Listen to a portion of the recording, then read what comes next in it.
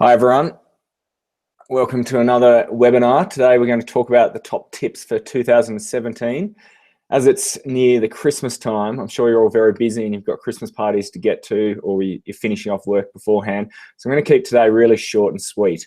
Often with investments, people can try to overcomplicate them, and that's something that we don't like to do at Wealth Enhancers, and it's something I've never done in my investment world. It's always been about keeping it simple, get rid of the jargon, and just making sure you get the key themes for the future. So that's what we're going to discuss today. If you have any questions, please write them as we speak. I'll be answering them. And if you've got any further really detailed questions, send them through to us afterwards and I'll make sure I'll give you a detailed answer. Look forward to hearing all from you. Just going to bring up a short little presentation.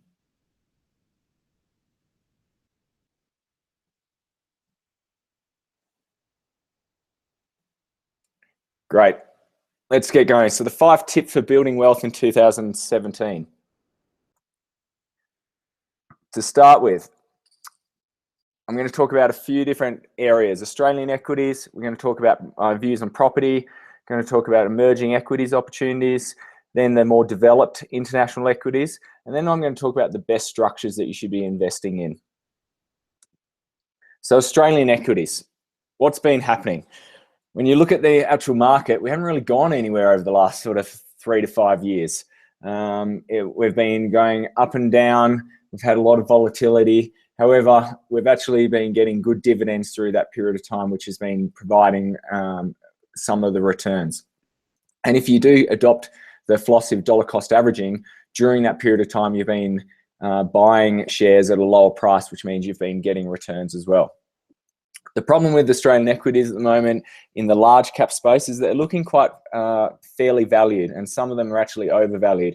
And that's mainly because in the Australian equity space, we've got high dividend paying companies, and a lot of people with a search for income have been investing in them. And eventually that pushes the valuation up to a share price where the dividend no longer is that high, and it actually starts being too overvalued. So where we think the good opportunity for 2017 is to look more in the small to medium-sized capitalization companies. These are companies that have the chance to grow their dividends. They might not have the highest dividend right now, but that due to increased revenues and increased profits and cash flow, they'll be able to increase their dividends over time. And also, due to the nature of the search for yield, people will start allocating more funds to these type of companies. Now, why we don't really like picking direct stocks, because it's very hard to manage and also quite hard to time. Some recommendations here, because I know people are looking for that, would be look at companies that are exposed to industries such as like the superannuation industry. The superannuation industry, from mid 2017, they're putting on restrictions on how much money you can put into super. So I imagine there'll be a lot of people doing some last minute inputs there. Which is going to increase companies which are exposed to that. So companies such as Class Super or Challenger would be really good opportunities there. Other sectors that I like in Australia, I like education and I like healthcare. And that's really because we're the leaders in our respective area, in the Asia Pacific area, and we've got a lot of opportunity to export there. So companies such as HealthScope or National Veterinary Care or Vocus Communications. So the key thing is with Australian equities, I'm not worried about them. I still believe there's a lot of opportunity. I don't think there's going to be major growth. However, with the small to medium capitalization companies, there's some great opportunities. Property. So I've been doing a fair bit of research on property recently, and I've been looking at some statistics which are starting to concern me. There's a statistic about the amount of cranes actually in production at any one time, and right now we're at record highs in a lot of the areas in Australia, but also internationally in some of the major hubs. And this was similar record highs that happened for the actual crash in 2007 to 2009. Now, I'm not overly concerned about property in general in Australia. I think long term there's great opportunities, but there's a few things I'd be really trying to avoid. Apartments, we are in an apartment glut in Australia right now. To give you an example, in Brisbane, over 8,000 apartments came to be ready to be occupied this year. And we saw rental vacancies, which means that the figure of the amount of apartments which are unable to be rented double this year. And what concerns me is that next year we've got about 13,500 apartments coming into Brisbane. And I can just imagine that the rental vacancies are going to increase, which means that rental yields are going to have to drop in order to be able to get tenants in there. So there's a big concern there. So, and this is a similar thing in Melbourne. We're seeing a lot as well. So with apartments, I'd be completely avoiding them. I would not be buying them at all in the next year. I think we're going to see a big revaluation there. And potentially, if you've made some good returns on an apartment, it could be a good time to sell. And really think about getting a good tenant in as well. Don't underestimate how important that tenant is. If that cash flow stops coming in, I'd like to you to think about what would you do if you didn't have that monthly income? Would you be able to provide for the mortgage rates, mortgage payments? Another thing about property, I've been looking at some other statistics which indicate that potentially banks could start rising rates as early as sort of the end of first quarter, start of second quarter next year. So this means it's an opportunity to think about fixing your mortgage rates. Generally, I prefer to have variable, but we're at record lows right now, which means that really there's only one way where it can go up, which is up. So have a think about your own situation and look at the numbers and go, well, how would you be able to handle if your interest repayments went up by 2, 3, 4%? Because that will occur, not in the near future, but it will start occurring. So fixing mortgage rates just gives you that great certainty. And you can do options such as 50-50, where you have 50 variable, 50 mortgage fixed, and that just gives you a bit of certainty. The other thing about property, which is an indication, a lot of the big property tycoons are cashing out right now. We're seeing them selling a lot of their shares in their listed property companies. We're seeing some of the large property tycoons. There was a recent one sell a $50 million property in Sydney. And remember, these are the smart money. We all follow. So just have a think about it. Not concerned. Next month we've got a webinar on property, and there's some great opportunities, and I'll be talking with Chris Gray about going for quality rather than just trying to look for a deal. So places where money will always flow, such as like eastern suburbs, good quality suburbs. So just nothing to really be scared about, but it's a bit of a warning sign. I think we'll start seeing some concerns next year. Emerging equities.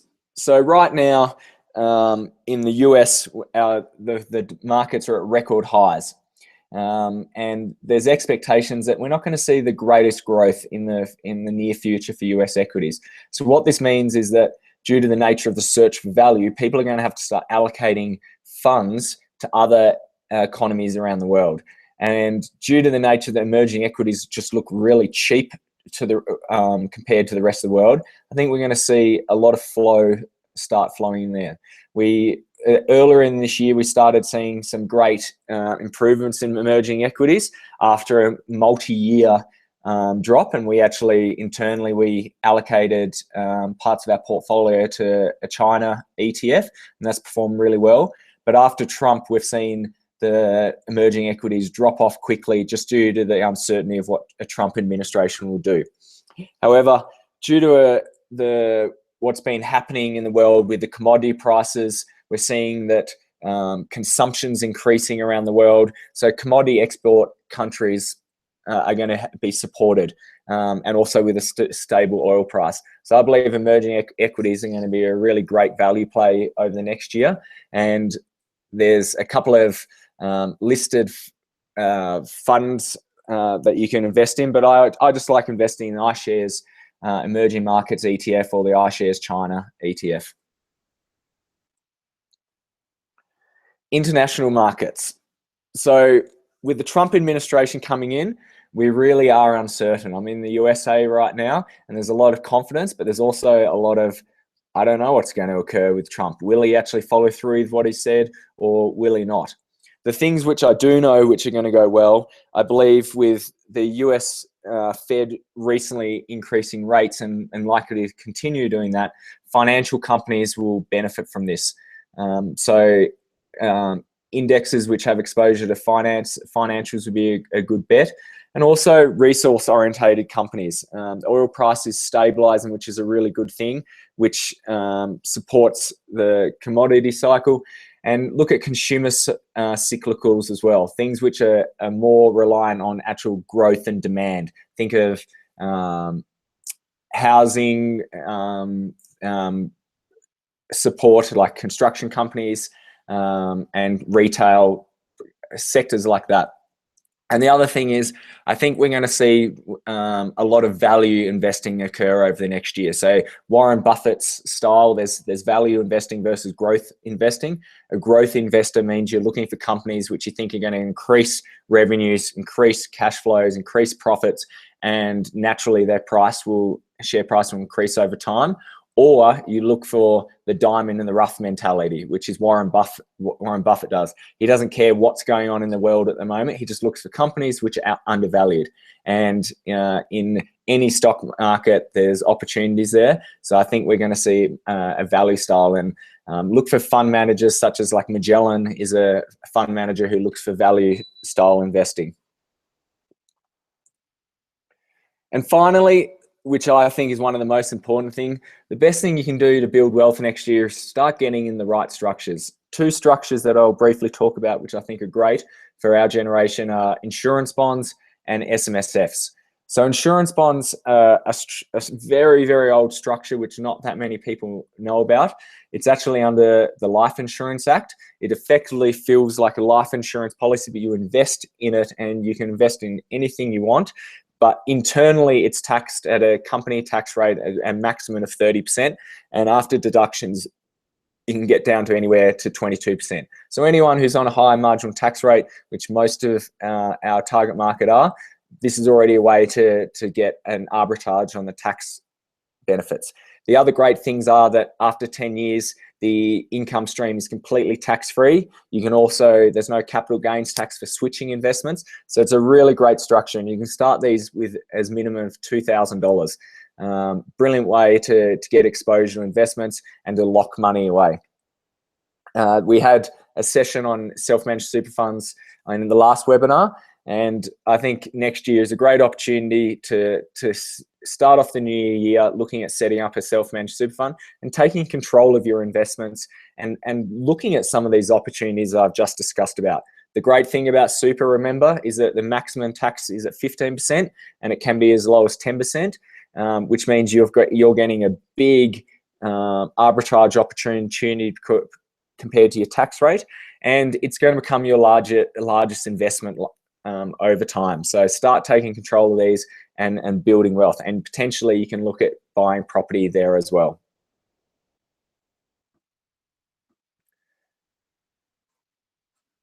So I'm just having a look at some of our questions.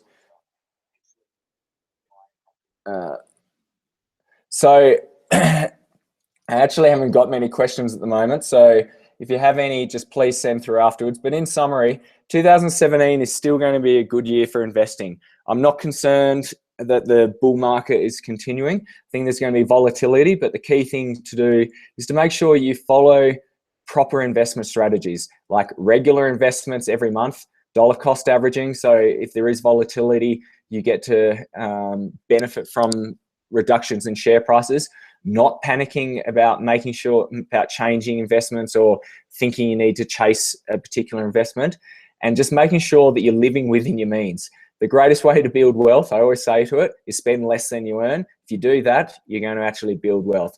Just invest and have a great time. Have a very Merry Christmas and a great New Year's. I look forward to speaking to you in 2017 and helping you build wealth. As you know, we have a free financial kickstart session. If you'd like to have this before Christmas, jump in, because my team go on leave over the next 2 days. If not, I really encourage you to book it in for the start of 2017 and start off the new year with a great New Year's resolution on how to make yourself more financially wealthy, more happy, and living by your values and goals. Have a great time. Thanks, everyone.